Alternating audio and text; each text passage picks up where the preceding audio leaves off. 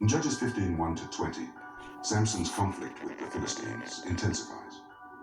The chapter begins with Samson going to visit his Philistine wife, only to discover that her father has given her away to another man.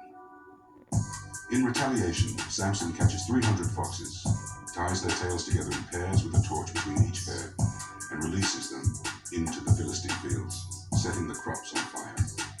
The Philistines, upon learning why this has happened, burn Samson's wife and her father to death. This further enrages Samson, who attacks and kills many Philistines.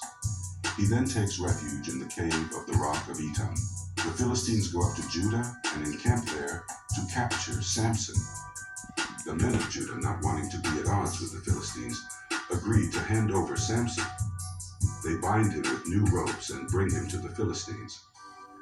However, when Samson arrives at the camp, the Spirit of the Lord comes upon him, and he breaks the ropes binding him as if they were strands of burned flax. Using the fresh jawbone of a donkey, Samson strikes down 1,000 Philistines.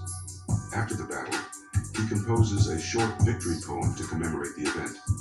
Soon after, he becomes extremely thirsty and cries out to God, who miraculously provides water for him from a hollow place in the ground. The passage concludes by noting that Samson led Israel for 20 years during the days of the Philistines.